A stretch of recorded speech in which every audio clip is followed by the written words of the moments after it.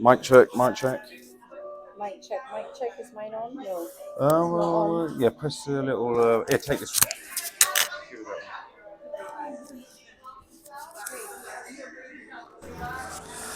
Mic check, mic check.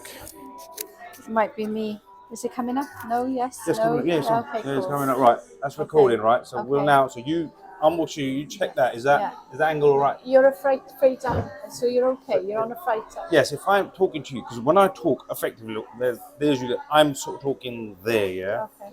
So if you're looking at that now, yeah, is that angle okay there? Yeah, you're okay. Yeah. Okay. So shall we have a little play? Right, we are back. Sister Sally, obviously, we could talk all day just on that subject alone. I think that was quite in depth. Shall we now take it a little bit further into the family court system and more specifically with your obviously area of expertise, the CMS? Because I just want to try and, I think, obviously, like I said to you before I entered this system, I didn't understand the brutality of the family court system, the brutality of the CMS and how they operate, and then the realization that the society we live in, this is in law, these are systems in place to actually destroy people effectively. You've obviously studied them in depth, so could you give us a little bit more insight into the family court and more specifically how the CMS system, the child maintenance services, connect to the family court system, who they are, how they operate, how they're breaching human rights, just so I can try and get the message out there to those who don't know or those who have not encountered these organizations before. So if we break it down a little bit, if we just talk about CMS for a minute, we're going to talk about the relationship it has with the rest of parenting. But child maintenance service is run by a piece of legislation, like everything else is run by it. It works under the Department of Work and Pensions. Right, The Department of Work and Pensions and the CMS, a large proportion of their work is subcontracted out to other organizations. Yeah. So, for example, G4S, Serco, to mention two of them. And the system, it used to be the CSA. It was started over 3 decades ago. In 2012, it became the CMS. Right, yes. It was supposed to have been decommissioned and then recommissioned as a new service. Can I ask you a question before we get any further? So why was it decommissioned from the CSA to then the new service? Why did that happen though first? Because it came under a barrage of attack and it was deemed as broken. There was lots of things that fed into that. One of the things was that the CSA was making calculations for father's income and then instantly upping that by 300%.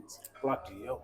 So they would make a calculation on what a dad should pay, and then on their initial calculation, they would just add 300% on top of that calculation.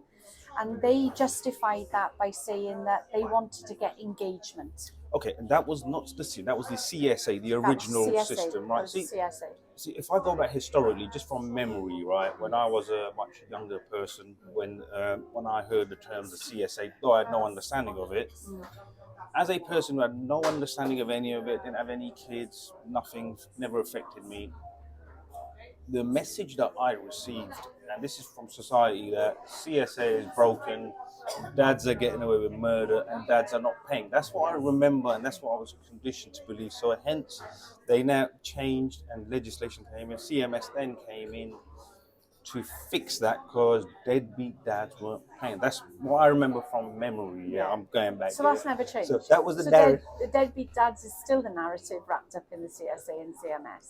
It's never changed. But what you've just told me, that narrative is false. Obviously, about the CSA, that deadbeat dads are not paying when they can effectively do what you said. The 300% element is ridiculous. So when it was a CSA, that 300% was calculated, which gave a false debt of £3.8 billion. So in 2012, all the calculations for the dad were the 300%. They calculated, but they never took it off there. Right. Now, they justified that through all their oral hearings and all the challenges they went through. They justified doing that just to get these deadbeat dads to engage. It was like a shock factor. Right. If you see that you've got to pay for this, you're going to get in touch with us, and then you'll accept the lesser amount. The issue was that they never wiped out the 3.8 false debt. And if I want to be... Just be more specific now, so the average man can understand. So let's say I was say they landed me with a calculation. Yeah. So let's say I was a dad at the time. with the CSA, I'm earning. Give me a figure that you can work with easily to say. So I was earning £20,000 a year. They had a calculation say this is what you should be paying based on if you had say one child, and then just so I understand from layman's sort of terms, they then added 300% to that, Yeah. and then that on their system shows as a debt that these deadbeat dads are not paying effectively. So if you take, so say you come into the system as the dad, Yeah. all right, and it's taken 3, 4, 5, or 6 months to go through the processes, calculations, you know, or you've sent your bank statements in, you've done, you know, your employer stuff, all of that, and then CMS then calculates, so you need to pay that, and I'm going to put 300% on top of that, and you haven't paid for 3 months or 6 months, however long it All took, right. I see. right? Yeah. So they've said you owe that, right? So then You're that already in calculation, you're arrears. already in arrears and you're already in debt. Oh bloody hell! So they did this, and then on your file is this is what it is, and what they did was they carried this in through national audit and all of that, and they never ever took the 300% off for each individual dad, So which added against that. your name, that debt will remain on the system. Yeah. So to give you an example, we have a dad on our one of our cases in 2006. The CMS, this is what they did, and they told him he owed them £6,000 in debt. He said no, and he fought it. It took him about 18 months, 2 years, and he sent all, like dads do, bank statements, employers stuff in, all his evidence, and eventually he won. Right, 2 years down the line, they write him a letter and say, yes, sir, we've agreed this is a false debt. We've wiped the debt off. They sent him a formal letter saying you do not owe us the £6,000. Right. Right, that's 2006. Fast forward to 2019. One day on a Saturday morning, he gets a letter that says, you didn't pay your £6,000 in 2006. You now owe us £18,000. He said he sent them in because he kept everything, right? Yeah. He sent them in all his evidence because he kept everything. He even sent them the letter that they sent him to say, you do not owe us the £6,000. They didn't listen to him. They took him into court, right? Because the CMS law is not compatible with human rights. There's a piece in the CMS law that does not allow magistrates to look at any calculated evidence. So things like bank statements, pay slips, they're not allowed to look at it. Why? Because that's in the CMS law. So the CMS took this person to court, right? To me, it's a very fundamental case. He took him to court. He tried to appeal through the court process, saying, "This is my evidence. Can't look at your evidence. Not looking at your evidence." He now has an attachment sale to his property, and they've told him he has to pay £500 a month for a debt he does not owe. And if he defaults on one single payment, they're going to force sale of his home. Sale of his house. Now, so that was CSA. So now, if you look at like there's an agency, maybe we should or shouldn't name, it's the Base of Truth, that keeps pushing out for the resident parent this big £3.8 billion debt. Does not exist. But that this is pushing forward. We're now going into private bill zone, where they're trying to take the rights of a parent even further out to the court system, so the court is not involved in these appeals. It's done by an administrative role. Right. So this CSA created this 3.8 billion debt. For whatever reason, that debt has been held like it's like a flag, right, for services. These deadbeat dads, look, there's 3.8 billion debt owed, they haven't paid it. It was never owed. The National Audit Office have said that the debt, more realistically at that time, real debt, was around 103 million. There's reports with that in there. That was a realistic, where dads were not paying, some dads were refusing, or they weren't paying the right calculated amount because they couldn't afford it, whatever. But that was the realistic. There's a big difference from 103 million to 3.8 billion. Yeah. You know, very big. So in 2012, there was a lot of controversy. There was a lot of issues around the CSA. They then decide that they're going to decommission the CSA and they're going to open the CMS. They didn't decommission it. Decommissioning means you close something. They use the same service, the same management service, the same systems, even the same bank account. All they did was rebrand. Yeah. They rebranded it. They just called it a different name. Yeah. The same practices, the same thing. And this 3.8 billion debt was carried over into the... Now, they say that it wasn't, right? but it's still situated now within drivers that are driving why we need to do things, why these deadbeat dads. There's an agency that supports resident parents. They are still to this day talking about that 3.8 billion debt. You know, so for me, what brought me into this was approximately 18 months now. A dad who lost his only child to suicide approached me with 2 other people and said, we understand that you support boys and men. Would you consider working on this issue, because it's a major issue and it's killing people? Mm-hmm. I looked at the evidence that he presented towards me, and I looked at this particular case. His name is Gavin Briggs. Oh yeah, I saw the interview with Alex Reid. Yeah, so Alex is really cool. Alex Shout is out connected. to old Alex. Alex Reid. Let me tell you, I don't know of Alex's media, but I can tell you this now. Whatever Alex is, he's the most colourful, rich.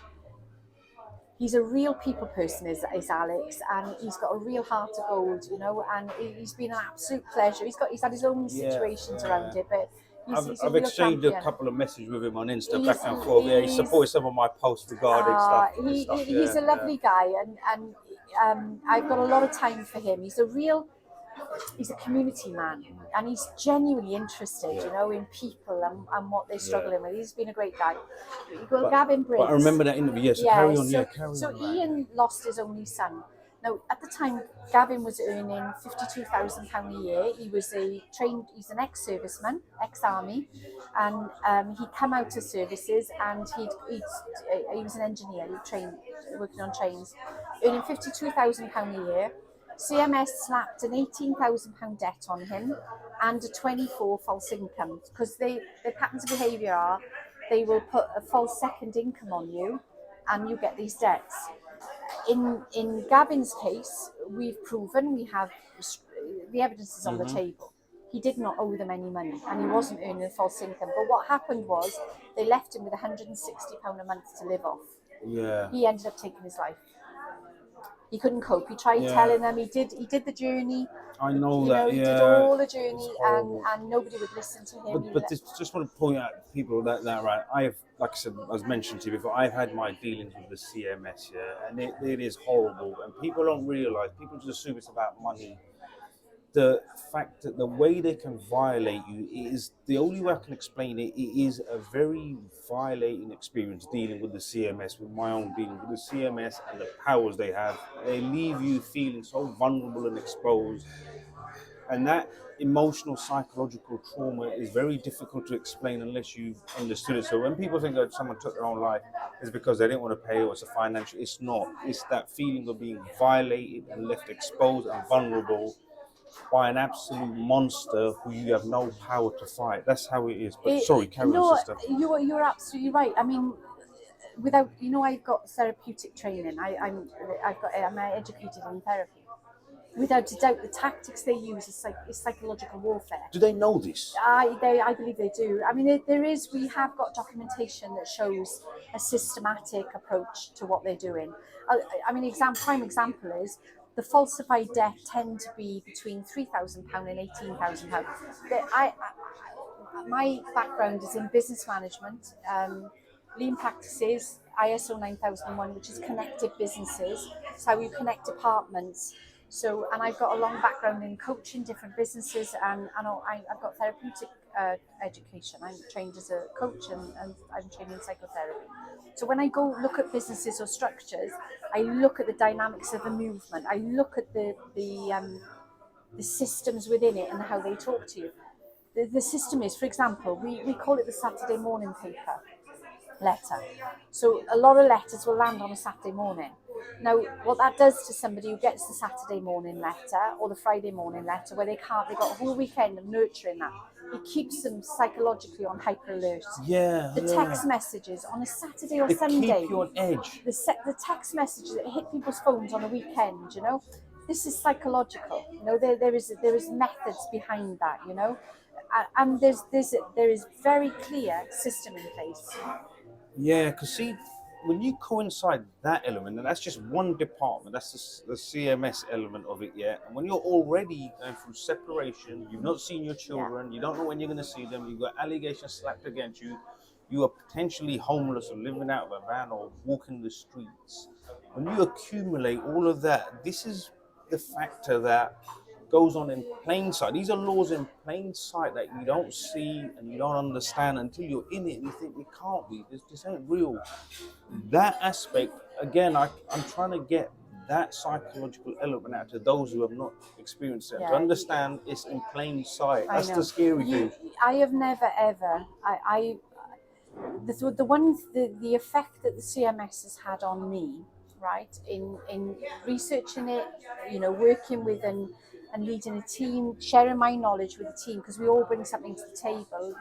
The team that are facilitating this, they all have different qualifications, different experience. We've got legal qualifications. It's me with my business and that. We all bring something to the table, but one of the things that I recognise very, very quickly is this department is rogue. It's rogue, and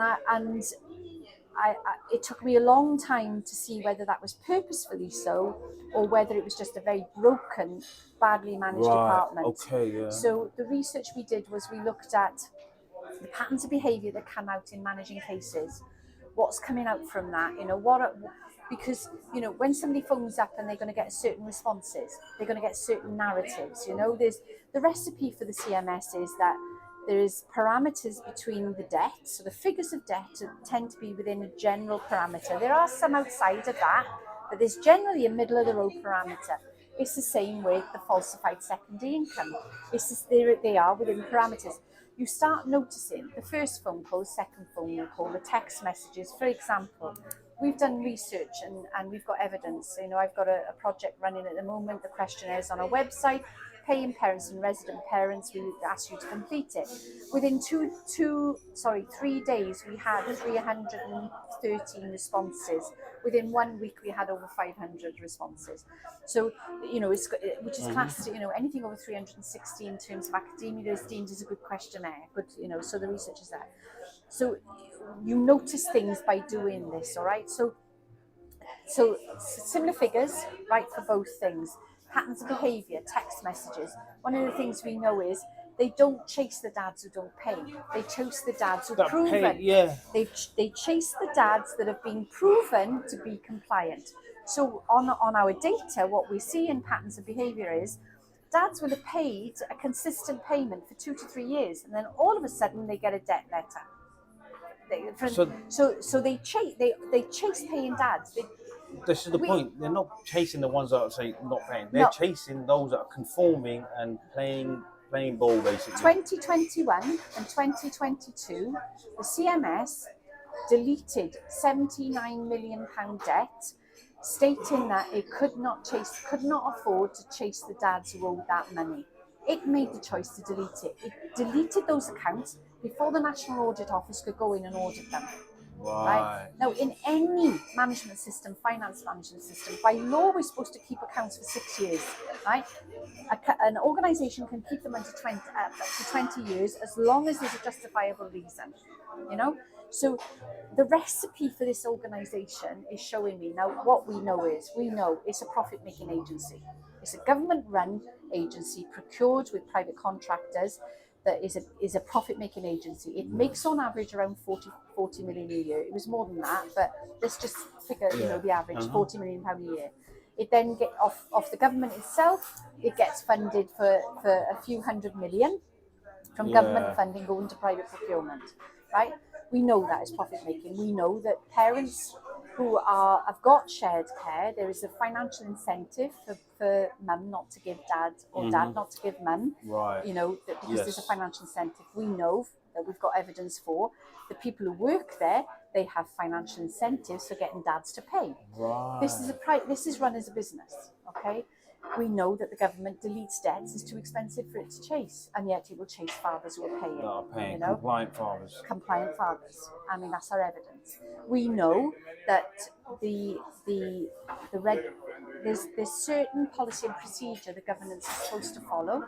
We know that dads will be put on to collect and pay when there's no justifiable reason for. And after 6 months, they're supposed to be taken off it. We've got dads who are still on it 3 years later. have asked on multiple occasions to be removed from it and have been denied being removed. The list is endless. The stats are damning. So this organisation, we tried to work out, is this organisation just completely badly managed and not living by its legislation, because it's broken, every single section of its legislation is broken. Or is it structured? So is it structured that way? Right? Now you've got agencies we've got oral hearings where reports have been sent in and where governance knows what's going on in there, and then they will go into Parliament and tell Parliament a completely different story. They're playing Document. the game. Yeah. It's not my news. It's what's there. It's factually in the world. So go back to where you were before I interjected. Apologies for that. To Gary Briggs here. So he was earning £52,000 a year. He was a paying father. Yeah. Carry on from this. So Gavin was paying. He was paying his child maintenance. Wasn't arguing against that. He had 2 mums with multiple children, paying his money in there. They landed him with a false death. Then they landed him with a secondary income. Secondary. That's what I was getting. Yeah. How do the falsified secondary income? What is that? I've never heard of that. All a mum has to do is ring up and say, I believe my partner is he's got a secondary income that he's not declaring. Right. Okay. Right, and then CMS will then respond to that. They'll say to these women, what do you believe that is? The women will say what it is. They tag that figure onto his... What, that easy? Yeah. What, literally, it was that easy? Yeah. He sent in P60s. Right, the system itself, you're a dad, you come into the system, I'm a caseworker, right? My case says I have to look at your income. I ask you for your P60. I can verify that through HMRC to know what your last year's income was. I can do all my checks and balances. I then equate what you're supposed to pay on your gross income. This is another thing. But you got evidence there. You got a P60 to show that, I got your P60. I asked for pay slips. I asked for bank statements. Okay, so that's legit. You've got that. So then mum rings and says, I've been told that my partner is earning a secondary income and I've been told it's around £20,000 or £25,000. Then they will take that figure into account. Yeah, but will they not ask for evidence for that figure? Like, surely... Yeah, but they dads will say, I'm not earning it. It's not. How can you prove it? Here's all my bank statements. Here's everything I do. The CMS is the only organisation that can go and take money from a parent's account without no permission, right? It can just go into a dad's account and take money from it, right? So the power, we've looked at the power. They have more power than any security service. It's crazy what they can do, Yeah, it's horrible. So they will then add that money on to that, and no matter what that dad says, they will not listen. They've got you, and that's what I'm saying. That oppression, that is effectively modern day. It's slavery. It is. The thing about this as well, which has come out through our research and all of it, because we've been gathering cases and things like that, is we've got dads who, the CMS, we get P60s every year, right? So you'll have a P60 every single year, right?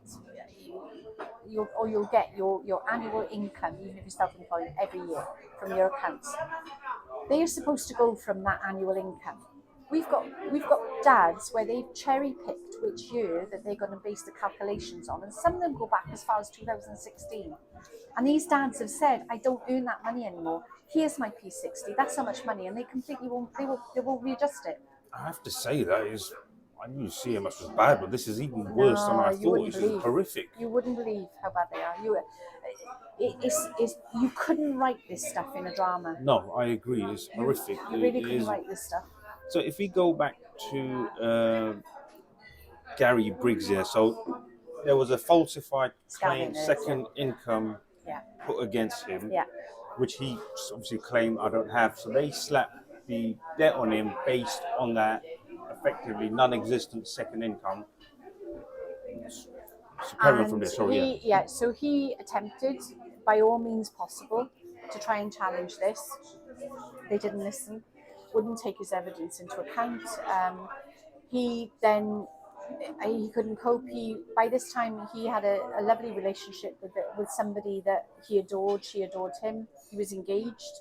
He had 3 children that he was, bringing up and raising. And one day he just couldn't cope, and he went. And the way he took his own life was extremely violent.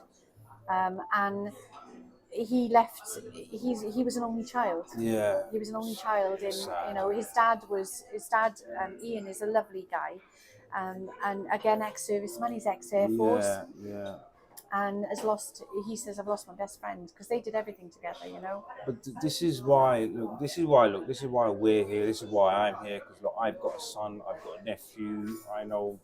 There's many children out there, and I look at it and I think the average person that has no knowledge or that have not had dealings with this, I feel have a duty to make themselves aware of these things. Because God forbid, that could be someone else's son. That is someone's son tomorrow, someone's brother, someone's cousin, and it could very easily happen. And this is the reason why we're here. Ultimately, that's why I'm here. For the people who watch your podcast, around the CMS, there are key things that you need to understand. Okay, when you get involved in them, you send in your latest P60 and all of your evidence. You have to request a recalculation. If you earn less than 25, if your pay drops 25% or it raises 25%, either person can ask for it to be recalculated. Yeah. So you have to ask though, right? And if they won't let you, you keep asking, right? You just keep asking, because every single time you ask, there's a record of that, all right? When they get it wrong, you have to make a complaint. Make the complaint. Okay, just so for you, who do you make a complaint to? You make the complaint initially to CMS, all right? They will process your complaint, and then if you're not happy with the way they process this, you can then ask your case to go over to ICE, which is an independent case examiner. Right. Both of those organisations are managed by the same management team. They're supposed to be independent, but they're not. I'm removing the illusions, right? Because what the CMS does is, if you're a balanced person who believes that, facts and figures show evidence and proof, and if you've got HMRC and all those things around you, that you're going to get that evidence, it doesn't work with CMS. But you still need to go through the processes, because you make the complaint, you do everything you do. There's a handbook that shows what your rights are. Follow your rights. If they put you on collect and play with no reason, so if you've been paying, all of a sudden they say no, you're going on collect and pay, they get their 20% off you and they get their 4% off mum, or the other, vice versa. It's very rare. It's 90% of paying parents in the CMS are dads. So, but vice versa, you'll go. So if they put you on collect and pay for no reason, you should be, after 6 months, right, of you paying, you make a formal request to be removed. Right. Doesn't mean they're going to remove you. Don't bank them on. Don't bank on them moving. Don't bank on them doing anything that they're supposed to do. Right. Mm-hmm. Don't allow yourself to get into that emotional torture, because they will do whatever they want to do. Whatever they can get away with. They will do whatever they want to do. Right. It's not what they can get away with. They take people to court. They've taken homes off people. People have lost their homes, their businesses for false debts. We've got the documented evidence. Okay. So I'm saying this because when you go through it as a parent, logic tells you give the evidence, they're going to make the right decision. You've got this false sense of security again. You will. There's laws, orders, and processes. We live in a first world country, of course. Exactly. But this agency does not operate by that rule, right? It does what it wants to do when it wants to do it. And it doesn't care about the facts and figures that are placed in front of it. And I mean, I can't tell you, that's the way it is.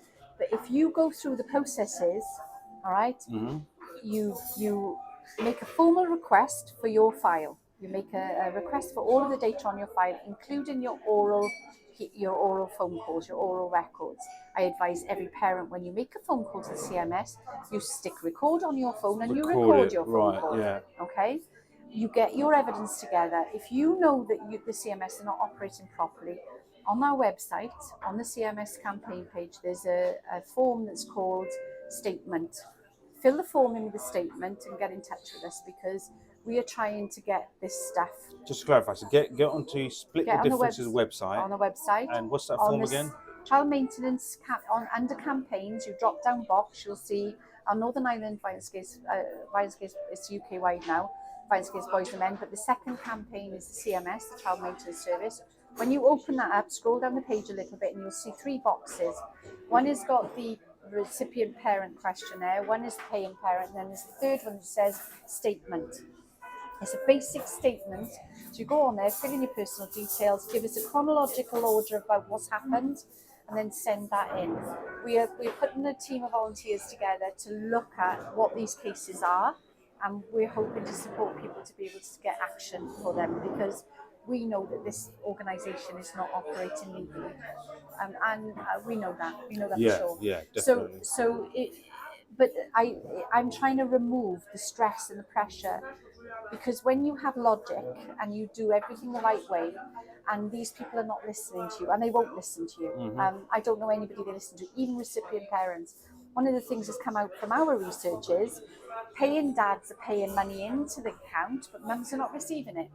Really? And because they cause contention between the parties, Oh, I see. both parties don't know what's going on. So mum is screaming, he's not giving me the money.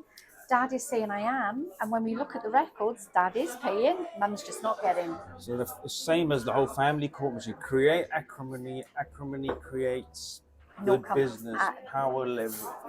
This £79 million that they deleted from 2021 to 2022, when I read all of the information around that, I had 50,000 questions. But one of the ones was, how can they delete files, right? Because what they did was they deleted, they've integrated a policy to say that they will delete parents' files after 14 months. Now, ICO have been challenged about this, the Information Commissioner's Office. Finance says they shouldn't delete financial files before 6 years, but they're deleting them. So as soon as I found out that they had deleted from 2021 to 2022, they deleted £79 million worth of parents' money, and they deleted the files before the National Audit Office could go into there and audit those files. So part of me is saying, well, I'm asking questions now, and I'm thinking, so we know that mums are saying that dads are not paying money, and we know that dads are saying that we're paying it. Now we got no records.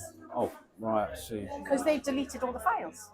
They've deleted what they say is a debt, but was it a debt? Did dad pay it and mum didn't receive it?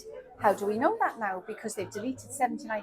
One of the key things for me is you've got agencies that are saying, oh, there's this massive debt and blah, blah, blah, blah, blah, and these deadbeat dads. But the agency, the CMS, has now deemed it their right to delete what is the child's right by deleting £79 million worth of debt. That's not their money. Who says they've got a right to delete it? If a paying parent owns that money, the CMS, how can they say, oh, we can't follow that money, it's too expensive for us? Yeah, but effectively, look. Do you see what happens? Yeah, listen, they this make is worse decisions. than I thought. Yeah, I've got to be honest. Talking to you in person, see, I've heard this stuff, I've listened to it. Sorry. But talking to you in person, like I said, I think I might have to ask for a bucket. I feel like throwing up. Sorry. It is bad. It's worse than I thought. I think there's criminality here. Yeah, but the thing is, this is legalized. This is like white collar legalized criminality. Well, you now have agencies that are going. The APPG, the CMS APPG was formed last year. And as soon as I found out it was formed, about 6 weeks after it was formed, I contacted them and said, we are doing work. We've now been, because the consultation that went on with the DWP, the Working Pension Select Committee, did a consultation. We had lots of parents who were coming under Split the Difference who wrote and said, we want to be part of the consultation. Split the Difference received an email back saying that we were recognised as an advocacy for paying parents, and we were invited into the consultation. Took loads of stats and evidence and sent them a report and did all of that. They have now instigated, one of the members of the select committee has now instigated a private bill that's gone through the House of Commons already and is now sitting with the House of Lords. The private bill will remove, what they are saying is it takes too long to take these things to court for recipient parents to be able to go to court to claim the money off paying parents. It's taking too long. So they want to remove the court process now and put it into the hands of administration, which means that all of these false debts that we know are false, they're not even going to get into a courtroom anymore. No. They're going to have somebody going, pay him. They're also trying to bring in more penal measures, right? Yeah. So they want to bring in things like there's been talks about tagging, removing passports, removing driving license. That is going through. They are trying to take it through, but the CMS is not compatible with human rights law. They already don't allow a fair trial, and now they're doing this. They're taking that even further out of that ability for a parent to say, here's my figures, you know, and basically they're going to go, yeah, you're gone, rubber stamp. Just to clarify, yeah, that bill specifically now, it's not fully passed yet. They're trying to get it passed. It's gone through its first hearing. It's gone through the House of Commons. It's gone through Parliament. It's now with the House of Lords. Yeah. And it's had its first hearing. So there's a system that it goes through before the House of Lords Completely passes it, right? So we're not fully there yet. No. So ultimately, we need to try and create awareness around it, to try and obviously. We are asking parents to write. We've got a form. We've already put. I've seen to that. help parents. Yes. Because if parents do not stop this now, Yes. what this means is I can guarantee that suicides will rise. 100%. Yeah. We've already got one piece of research, it took 18 months to do, that says that 3 people a day are dying above the general national figures of parents who were attached with the CMS. Yeah. CMS, we did a freedom of information request to CMS, and we asked them if they would give us the content, the stats from the death certificates, because when a paying parent dies, to prove the person's died, you have to send a copy of the death certificate in. The CMS has refused to give us those statistics. Right, okay. We believe a large proportion of those statistics are suicide related, but we don't really know. All we do know for sure is that if the parents that are attached to CMS, if you put, like, say there's 10 million in the CMS, right, and 10 million in the general public, there are 3 deaths a day more of parents in the CMS attached to the CMS. Yes. Okay. So we know there's a heightened death rate there. Definitely. We're just not sure how. We believe we think that a large portion of that will be suicide. We know that the CMS is not working for resident parents either. We've got mums on our books who... CMS are a business. They're not working for money, period. They're they're only interested. It's just a mechanism. Basically, the resident parent, the paying father, the child are just pawns for good business, period. I know. Right, let's have a break there, Sister Sally. We'll come back in a moment. Right, we are back, and let's carry on. Sister Sally, you're talking about professional courage. Tell me more about... We, over the years of doing the work that I've done, and in working, our Violence Against Boys and Men strategy is a campaign we've run in Northern Ireland for a similar time as the CMS, approximately 18 months. Sorry, sister, just double check your mic. Yeah, it's slowly disappearing into your scarf. Yeah, sorry, we'll start. Don't want to miss all this good stuff. You know what I mean? No, I know. That's it. That's perfect. I can sit up there. That'll catch it. Yeah. All right, we'll start again. Sorry. No, it's okay. No, it's all right. I'll just sort of carry on. Okay, all right, yeah. So, the Violence Against Boys and Men strategy in Northern Ireland has been the same length of time as the CMS. And in working with people, connecting with, like, commissioners and politicians and leaders in society, in the community there, it's something I've always done. I've always been part of strategic mapping groups, research groups, government groups, part formulation or evaluation of legislation. I've always been part of that sort of stuff, over the years, or like the last 20 years.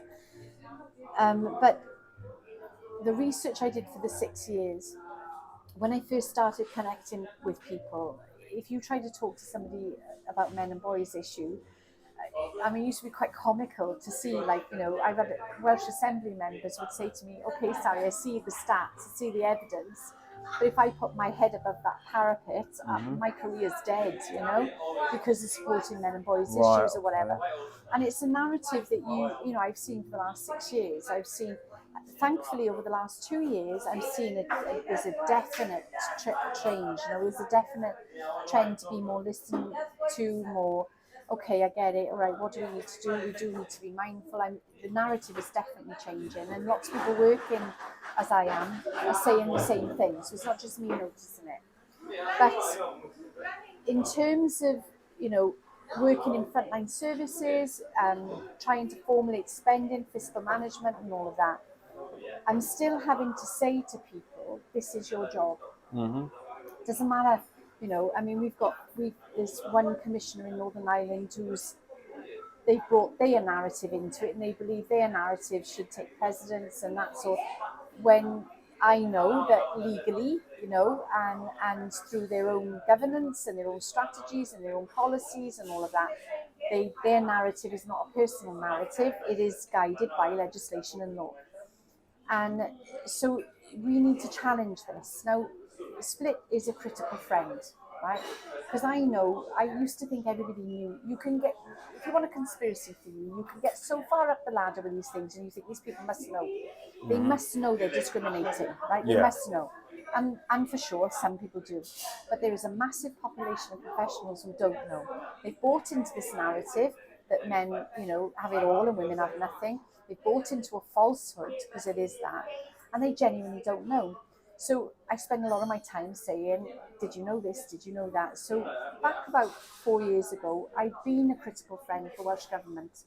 I was asked about 5 years ago if I would help them with something, go into a local authority that was on special measures, be a critical friend for 18 months, which I was.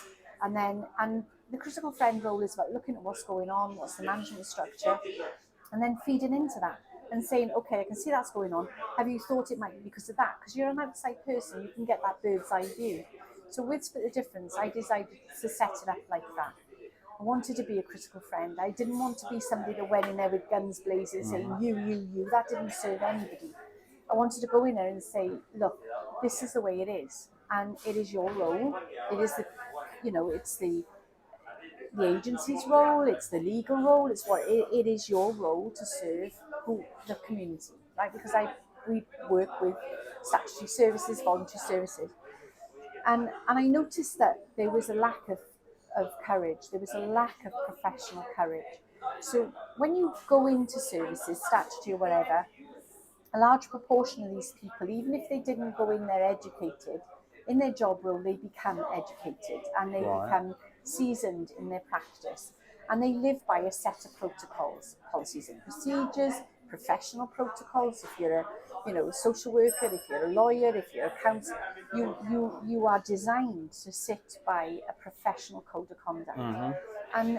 But what I was seeing was a lack of professional courage. Okay. Right. People who, for political reasons, to be politically correct, to not want to, challenge the equilibrium of what that dominant voice might be in their organisation, did not have, professional courage, and they were choosing not to speak up. So, as we've gone on, particularly over the last 6 months, we've been in a setting where I've seen narratives that really have no place, because we're sitting in the decision makers realm, with people who are in that role. I'm recognising that these professionals do not have the right to bring their own personal belief system into this. What they have to do is they've been trained and educated, they've been seasoned by experience.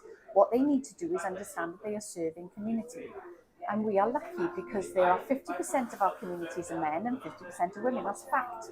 Globally, the global population is 50-50, right? Which is amazing. They are very roles, the very position of their role is to serve the community, right? And that's what they need to do. And they have a professional code of conduct to adhere to. So for me, part of me as a critical friend is saying, you have no right to differentiate or discriminate. That is not your role. The other part of me is saying, did you know?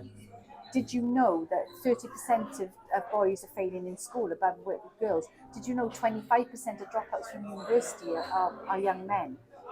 Did you know 87% of homelessness are men? Did you? So I'm saying, did you know? Did you know? Did you know? All the time. And then I want to say to people, because when they know this, these people. I worked with a Ministry of Justice. I was part of a consultation group, right, for the Elderly Commissioner. And I was situated with this group for about a year, lots of meetings, lots of different people from different backgrounds, and I was part of the consultation group. And there was somebody from the Ministry of Justice in that group, and I was delivering my stats and saying, right, these are the stats because the stats of domestic abuse flips over post 60. So once a man becomes, or men or women become 60, the stats go higher for men and lower for women, right, post 60. And so I was delivering all these stats in a meeting, this woman, and this she's younger than me, comes up and she said, listen, Sally, I have to say, you're wrong. And I said to her, what am I wrong about? Because I never, ever, if if I'm not sure because I don't know the very last stats, I will say this. I looked at this 2 years ago, or I looked at, because they may have changed this year, And I said, which part is wrong? And she said, it's this and this and this. And I said, listen, 2 years ago, I was where you are, because it was. 2 years prior to that, I was living in the same belief system that she was living in. But I said, I can tell you now that what I'm saying to you is the truth. And I'm going to change. What I'm going to do is I'll share those stats with you. Don't believe what I've said. I'll give you the links. You look for yourself. A couple of weeks later, she came back to me and said to me, I didn't know. I genuinely did. I cannot believe it. I really didn't know. And I get that a lot. So it's that information is not getting out there. They don't know. So as a professional, my understanding now, knowing the things I've learned along the way, when professionals actually get to know actually the truth, they want to be the professional person. They want to work with truth. Right. Okay. So for me, my challenge to professionals is that you need to have professional courage, and that professional courage comes from stats. It comes from your training. It comes from your purpose within your organisation. If you're accredited or regulated in some way, if you're an accountant, a solicitor, a social worker, your accrediting body demands that you have a professional code of conduct, and your responsibility is to have that. And you are serving both genders with no discrimination, regardless of culture or anything. You are serving people. So my question to the world is, do you have professional courage? Yes. And how are you going to make sure that you have your professional code of conduct and professional courage, and that your voice in your role is going to stand up for those who need your services? And it doesn't matter if 2/3 of the population are women who experience something and 1/3 is men. If you are running a social services department, a domestic abuse department, if you're running a homelessness shelter, your responsibility is to serve the people who have those needs, regardless of their gender. So, yeah, I'm quite passionate about this, because one of the things I realise, you see, is that these professionals have been lied to, and I get quite passionate about it, because I think if you're going to operate, it's okay if you want to support women. That's fine.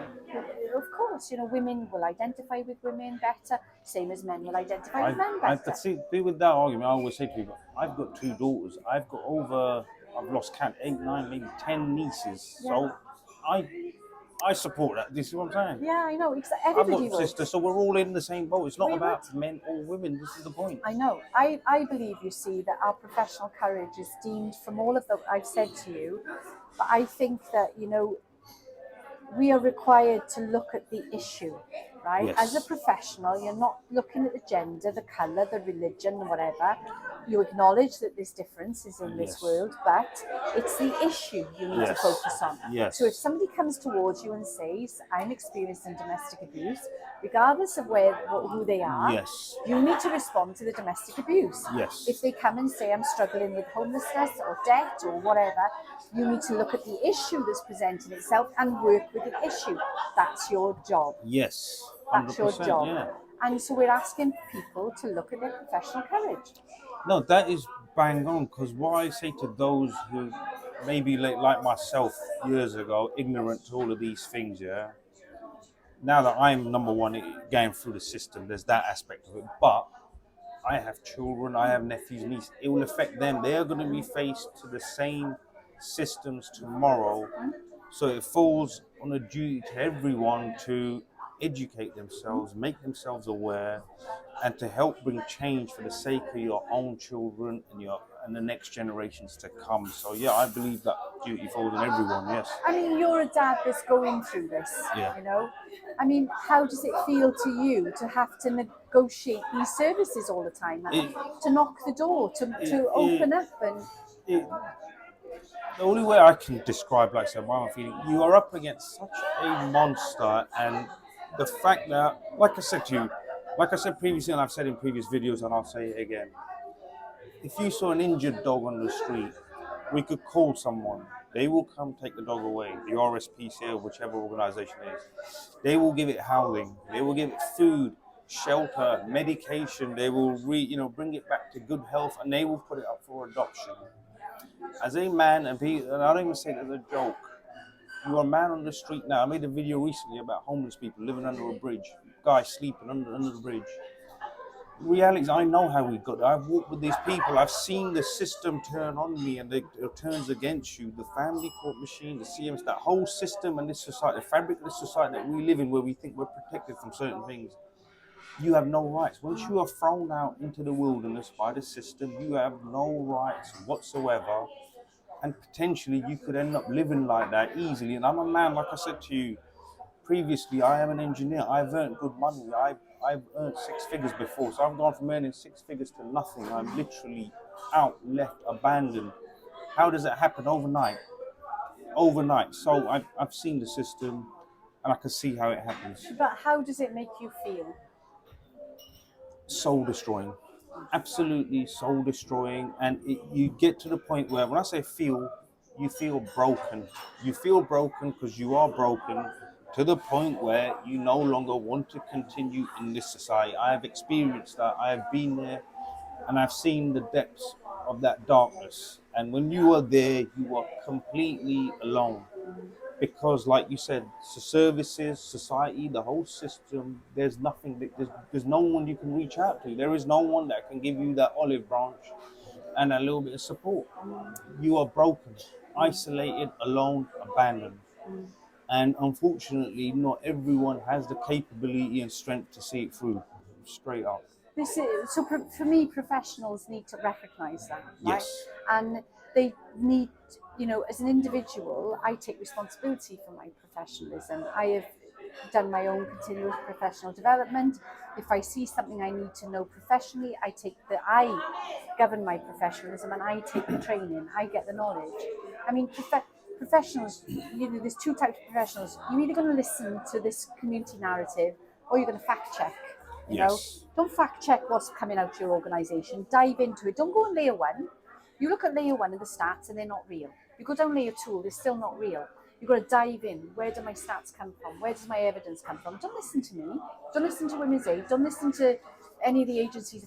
Do your own due diligence. Don't just be a follower, like I like to say. Exactly. Don't be a slave. Don't be a follower. Go out, Exactly. open your eyes, do your own research, find out what's going on, knock on the doors. Yeah. These professionals, if they knew what I knew and others like me know, they would feel like absolute idiots. When they're making decisions that actually lock somebody out of something they need, when it's part of their job role to support somebody through that, whether it's their core is children and the surrounding family, the peripheral for that, whether it's men, whether it's women, if they knew what the actual reality was, they would feel absolute idiots because they're made to look a fool every day. They buy into something instead of fact checking. Do you know what the sad reality is, Sister Sally? That reality and knowledge you'll only know once it affects you personally. And God forbid, like I said, it could be your son, nephew, daughter, niece, brother, father tomorrow. Only then, and unfortunately, when as human beings, only when you experience adversity and pain yourself, you suddenly become interested, and then you start. That's the sad reality. But ideally, hopefully, if someone can walk away knowing this now before they have to face a day like that, that's the reason I hope. I honestly pray and hope that people see that before they have to face that day. I mean, we see dads that have literally they go from a belief system that says that if I have needs, because I live in a democracy and I live in a country where services are provided, so they have this belief system that when they knock the door, it's going to open for them.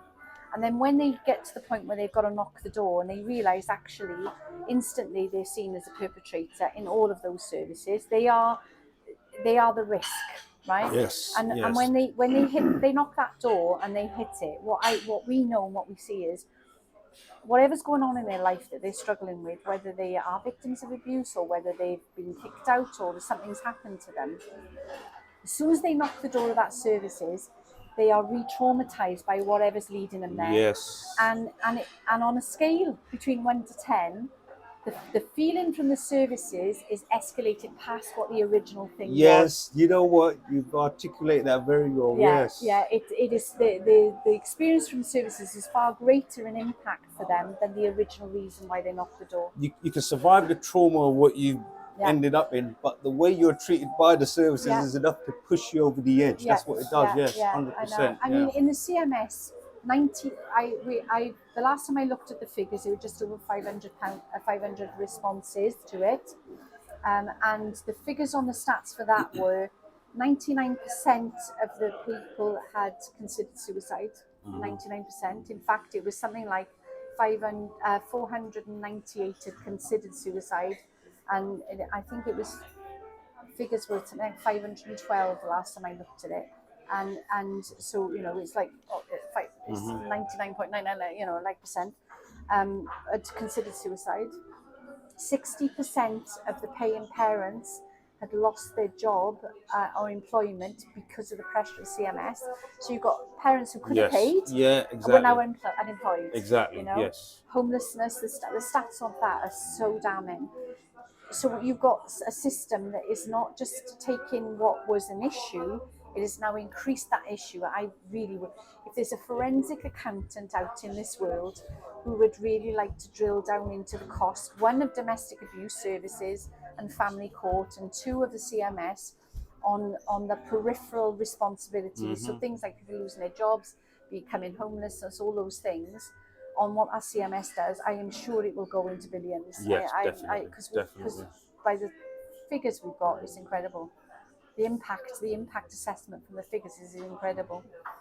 So so we need to do something better. No, I agree. We need to do something better. And like I said, for me previously, it starts with exposure. We got to get this out there. So look, Sister Sally, look, thank you for your research and all the work that you are doing and you've done. Like I said, you've put a lot of meat around the bones for me. It's been very educational sitting down with you and meeting you face to face. And like I said, I was depressed about the CMS before. I think I'm now suicidal. No. It's horrid. Just accept it's broken and it's not horrible you. Department. This is why I'm saying, department. just accept it's broken and it's not you. Yeah, it is most definitely the system. So just I will go as far as saying it's not broken. It is pure evil. It is evil. As far as for me, the CMS is purely evil, right? Yeah. Sister Sally, obviously, look, if there's there's anything that people can do to help support the organisation or split the difference, just to keep it on the road and keep this research and study going. Is there anywhere anyone can sponsor or donate or just to support the cause? We've got on the site there is a donate button. Unfortunately, Split the Difference is not situated in the community where it can apply for grants and funding. We work to change legislation, guidance and policy. There is no funding for that kind of work out there. So we're not funded. I mean, I don't know how long I'm going to be able to keep going with what we're doing, because we rely on people donating, or people who can, if they've got a skill set, like I just said about the accountancy, that can actually bring their skills to the table and volunteer and help. Because I sometimes look back and I think I don't know how I've kept it going 6 years. We have some amazing volunteers. We've got about 12 volunteers that work with us, and but I don't know how it's got as far as it has just on driving. But one of the things I do know is if we'd had funding, what we've achieved so far with Northern Ireland and with the stuff that we've been doing, raising awareness and things like that we've done, had we had funding, maybe I could have done this 4 years ago. Do you see what I mean? So, I mean, if people can donate, or they want to fundraise or do some activities, or sponsor us, because we've got research. I've obviously started doing research that we've got research we want to do. If people want to partner with us or sponsor that research, which is really significant, things like that, please get in touch, because survival, I know everybody's trying to survive right now, but currently there's nobody doing things quite like what we're doing. No, 100%. We've not been able to find anything. I would hate to fold. So no, if anyone can sponsor, donate, and team up with Split the Difference, Sister Sally Ann Burris, please get in touch with her. Please help, support, donate, and sponsor. Because we need to keep the exposure out there, and they're literally saving lives ultimately. So I think you can't really do more than that. That is what it is. So, but Sister Sally, thank you for taking time out to meet me. This has been amazing. I love the way you kind of the energy you bring into this. It's very unusual. Yeah. So I've had to hold myself back, not keep butting in. Yeah, I've got. No, you I've been told shouldn't. I talk too No, much. I I've been told I really talk too enjoyed much. it. So, but Genuinely enjoyed spending time with you and speaking about it. Some things, you know, when you do podcasts, you end up repeating yourself because there's different audience and things. But it's been great to talk about things that I haven't been able to talk about, you know. So that's definitely, really cool. it's been very. I would say it's been very educational for me. It's opened my eyes, and I've understood certain things better than I did before. Well, I So it's hope been so, very 'cause, educational. yeah, we So want to thank you share. very much. Yeah, no, I Oh, thank appreciate you. it. But Thank this you. is Split the Difference and Disqualified Dads. I'm Farouk, and this is Sister Thank Sally Ann you. Burris. Thank Thank you you for very much. watching. Thank you. Okay. How are you Right. doing? Mic check 1, 2, 3. Mic check 3, 4.